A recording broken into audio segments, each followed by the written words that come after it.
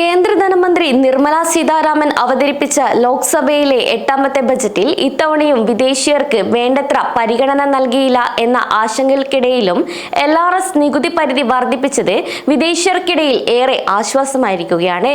Reserve ബാങ്കിന്റെ liberalised remittance scheme അതായത് LRS പ്രകാരം വിദേശത്തേക്ക് പണം അയക്കുമ്പോഴുള്ള നികുതി പരിധിയാണ് വർദ്ധിപ്പിച്ചത്. ഇന്നലെ വരെ 7 ലക്ഷം രൂപയായിരുന്നു TCS നികുതി രഹിതം. എന്നാൽ സ്രോതസ്സിൽ നിന്നു തന്നെ ഈടാക്കുന്ന നികുതിയായതിനാൽ ഇത്തവണ ബജറ്റിൽ ഇതിന്റെ പരിധി 10 ലക്ഷം രൂപയാക്കി ഉയർത്തി. വിദേശ വിദ്യാർത്ഥികൾ വിദ്യാഭ്യാസ ആവശ്യങ്ങൾക്കായി ഒരു ധനകാര്യ സ്ഥാപനത്തിൽ നിന്ന് എടുത്ത വായ്പയിൽ നിന്നാണ് പണമടയ്ക്കുന്ന പണത്തിന്റെ TCS നീക്കം ചെയ്യുമെന്ന് വ്യക്തമാക്കിയിട്ടുള്ളത്.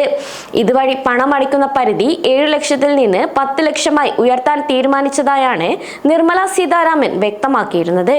കൂടാതെ ഒരു റെസിഡന്റ് കമ്പനിക്ക് ഇലക്ട്രോണിക്സ് നിർമ്മാണ സൗകര്യം ഉണ്ടാവുകയോ പ്രവർത്തിപ്പിക്കുകയോ ആണെങ്കിൽ ഈ ഒരു സേവനങ്ങൾ നൽകുന്ന വിദേശീയർക്കായി ഒരു അനുമാന നികുതി വ്യവസ്ഥയും ബജറ്റിൽ നിർദ്ദേശിച്ചിട്ടുണ്ട്.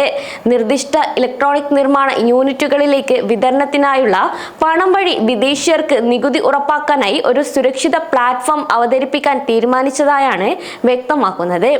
അതേസമയം കാനഡ, അമേരിക്ക ഉൾപ്പെടെയുള്ള സ്ഥലങ്ങളിലെ ഇന്ത്യൻ വിദേശീയർക്ക് ഈ ഒരു തീരുമാനം ഏറെ ആശ്വാസമാണെന്ന് അഭിപ്രായപ്പെട്ടുകൊണ്ട് TCS പ്രധാനമായും ഒരു വ്യവസ്ഥയാണെന്നും നെങ്കിയ ആൻഡേഴ്സൺ LLPയുടെ പങ്കാളിയായ വിശ്വാസ് പാൻജിയാർ വ്യക്തമാക്കി. കൂടാതെ ഇതൊരു വരുമാനക്കാരനിൽ നിന്ന് വരുമാനം നൽകുന്ന വ്യക്തിയിലേക്ക് അതിന്റെ ഭാരം മാറ്റുകയും ഒപ്പം തന്നെ സാധ്യമായ സമയത്ത് തന്നെ നികുതി ഈടാക്കുക എന്നതായും അദ്ദേഹം വ്യക്തമാക്കി.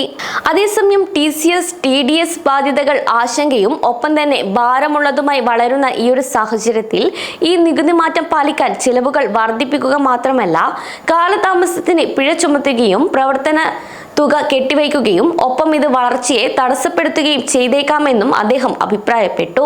കൂടാതെ TDS TCS വ്യവസ്ഥകൾ ലഘൂകരിക്കാൻ വ്യവസായം ദീർഘകാലമായി ആവശ്യപ്പെടുന്നുണ്ട്. മുതിർന്ന പൗരന്മാർക്കുള്ള നികുതിരഹിത പലിശ വരുമാന പരിധി ഇരട്ടിയാക്കാനുള്ള നിർദ്ദേശം പ്രായമായവരുടെ സാമ്പത്തിക ഭദ്രത വർദ്ധിപ്പിക്കുന്ന ഈ ഒരു മുൻകരുതൽ നീക്കമാണ് ഇതെന്നും അദ്ദേഹം വ്യക്തമാക്കി. കൂടാതെ വാടകയ്ക്കുള്ള TDS പരിധി വാർഷിക പരിധിയായ 2.40 ലക്ഷം രൂപയിൽ നിന്ന് ഇപ്പോൾ പ്രതിമാസം 50,000 രൂപയായി ഉയർത്തുന്നത് വാടകക്കാരുടെ ഭാരം ലഘൂകരിക്കുന്നതിനുള്ള സ്വാഗതാർഹമായ നടപടിയാണെന്നും അദ്ദേഹം അഭിപ്രായപ്പെട്ടു. ലിബറലൈസ്ഡ് റെമിറ്റൻസ് സ്കീമിന് LRSന് കീഴിലുള്ള പണമയക്കാനുള്ള ഇളവിലെ വർധനവാണ് ഇതിലെ ശ്രദ്ധേയമായ മറ്റൊരു മാറ്റം. പ്രത്യേകിച്ച് വിദ്യാഭ്യാസത്തിനോ നിക്ഷേപത്തിനോ വേണ്ടി കാര്യമായ അതിർത്തി കടന്നുള്ള ഇടപാടുകൾ നടത്തുന്ന വ്യക്തികൾക്ക് നേരിട്ട് ഇതുവഴി പ്രയോജനം ലഭിക്കുന്നു. കൂടാതെ വിദ്യാഭ്യാസ വായ്പകളിൽ TCS നീക്കം ചെയ്യുന്നത് വിദ്യാർത്ഥികളുടെയും അവരുടെ കുടുംബങ്ങളുടെയും സാമ്പത്തിക ഭാരം കൂടുതൽ ലഘൂകരിക്കുകയും വിദ്യാഭ്യാസ ധനസഹായത്തിനുള്ള പ്രവേശനം ലഘൂകരിക്കുകയും ചെയ്യുക എന്നതാണ് ഇതുകൊണ്ട് ലക്ഷ്യമിടുന്നത്. ഈ ഒരു ആശയത്തിലാണ് ഈ ഇളവ് നൽകാനും തീരുമാനിച്ചത്.